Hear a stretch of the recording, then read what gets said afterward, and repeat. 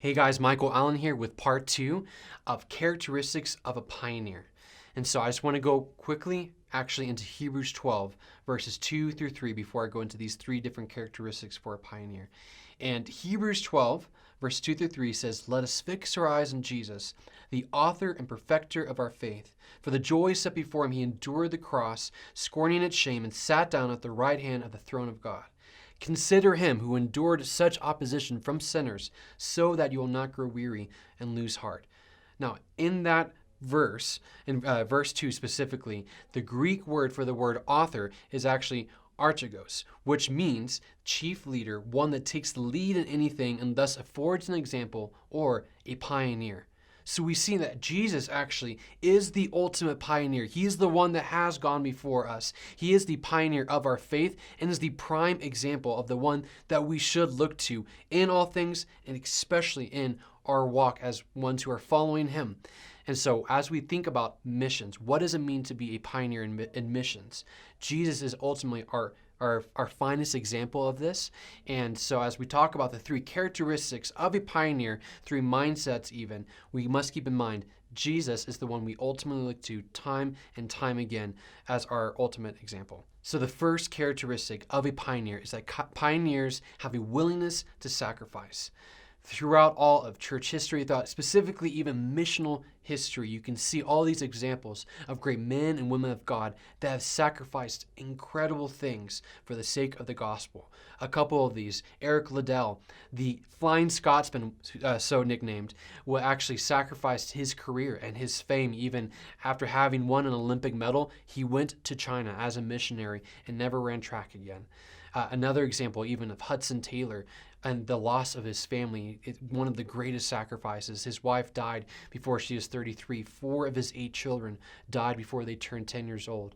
Gladys Aylward even, she actually sacrificed both hunger and safety when she was in China when the Japanese were attacking. So there's so many different stories of these missionaries that have sacrificed time and time again as pioneers. It's actually been one of the things that just comes with the job description of a pioneer is a willingness to sacrifice. The Christian life is one of the most imbalanced, unfair, extravagant, and empowering exchanges in all of human history, our life for his. Now, see, it's not about, okay, every single sacrifice that comes our way. God, am I going to give you this? Am I not? Am I going to sacrifice this? Should I not? No, it's actually, we have already signed the dotted line. We have given God a blank check of the canvas of our lives, and it's actually up to him to ask of us what he wills. He has already given us his son. How much more could we ask for? And for us, even as pioneers in missions, what sacrifice is too great when he has called us to it? So Hudson Taylor actually said of his life, looking back in retrospect, "I never made a sacrifice." And that's an astounding statement to hear from someone like him, who even as a young man, there is a story actually where he was living, in the countryside with his uncle, and he was actually living off of only 1/3 of his entire income, giving away 2/3 of everything that he was making. And he actually went one day to go pray for this man's wife. This wife was dying, and he actually only had a half-crown in his pocket for the remainder of the next couple of weeks. There was nothing left for him to buy food or anything else with, for that matter. And so he was going to go pray for this man's wife. And as he was trying to pray, trying to focus, the Lord kept on literally burning a hole in his pocket with that half a crown and saying and impressing to him, like, you should give this to this family. And after his prayer, it was a miserable prayer, he could barely get through it, the man just straight up asked him, like, if there's anything else you can do, would you help us? And so he gave that half a crown to that family, and he left that place with more joy than he had going in, or for the previous weeks for that matter. And it was within the next day or two, the Lord actually gave him back several times over what he had just given away. And this is just a story and a testimony from a life that was so radically surrendered to God that even the biggest sacrifices that he could think of at that time was just an offering to God that he received back so many times more that he said, I never even made a sacrifice. The second thing regarding pioneers is that pioneers are often persecuted and misunderstood. In the book of Matthew, chapter 24, verses 9 through 14, It says, "Then you will be handed over to be persecuted and put to death. You will be hated by all nations because of me. At that time, many will turn away from the faith, will betray and hate one another, and many false prophets will appear and deceive many people. Because of the increase of wickedness, the love of most will grow cold, but the one who stands firm to the end will be saved. And the gospel of the kingdom will be preached in the whole world as a testimony to all nations, and then the end will come." So we see in this passage, there are actually three things that Jesus prophesies that his disciples, the followers of Jesus, are actually going to have to endure. And those three things are persecution, martyrdom, and also being hated and misunderstood by everyone. And the thing about this is, those three things are actually in the same context, in the same passage as the fulfillment of the Great Commission. The pioneers recognize that these are inseparable. The persecution, the misunderstandings, even being hated by everyone are inseparable with the pioneering and even the advancement of the gospel in these end times unto the fulfillment of the Great Commission.